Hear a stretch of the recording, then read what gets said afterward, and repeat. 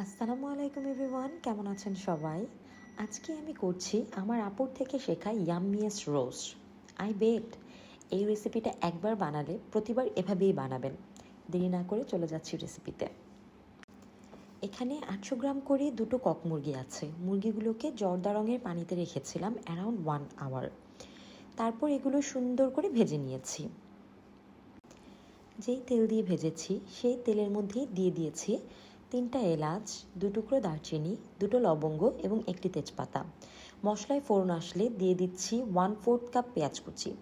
পেঁয়াজ কুচিটা ভেজে হালকা ব্রাউন হয়ে আসলে দিয়ে দিচ্ছি আগে থেকে ব্লেন্ড করে রাখা 4-5টি পেঁয়াজ, 6টি কাঁচামরিচ, 1টা টমেটো আর 1 টেবিল স্পুন পরিমাণ বেরেস্তা।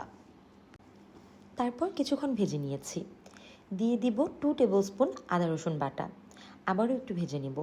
অ্যাড করব পরিমাণ মতো লবণ। তারপর দিলাম 1 টিস্পুন মরিচের গুঁড়া আর রাঁধুনি রোস্টার মশলা। আমি দুটো 800 গ্রামের মুরগির জন্য 1 প্যাকেট মশলা দিয়েছি। একটু পানি দিয়ে মশলাগুলো ভালো মতো কষিয়ে নিলাম। কষানোর সময় আমি বেরেস্তা ইউজ করেছি, তাহলে রোস্টের টেস্ট এবং কালার খুব ভালো হয়। তারপর দিয়ে দিলাম আমার আপুর রেডি করা স্পেশাল মশলা। আপনারা চাইলে আমি এটা রেসিপি অ্যাড করে দিব। তারপর দিয়ে দিলাম 1/2 কাপ মিল্ক। মিল্কে আমি ইউজ করেছি 1 স্পুন ঘি আর 7 থেকে 8টা স্যাফরন। একটু নেড়েচেড়ে অ্যাড করব চিকেন।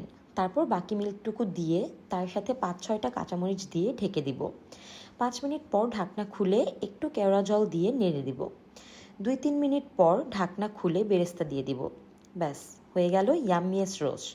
রোস্টটা দেখতে অনেক সুন্দর হয়েছিল, কিন্তু আমি জানি না কেন পিকচারগুলো ভালো আসছিল না।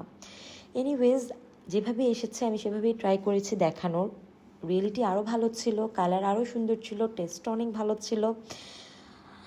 তারপর আমি না পারি, যেহেতু ছবি ভালো আসছিল না তাই আমি একটু ভিডিও করলাম। আপনারা দেখে নিতে পারেন ভিডিওতে, তাও একটু মোটামুটি বোঝা যাচ্ছে কেমন হয়েছে, বাকিটা আমি পারিনি। এনিওয়েজ এভরিওয়ান, আল্লাহ হাফেজ, স্টে গুড।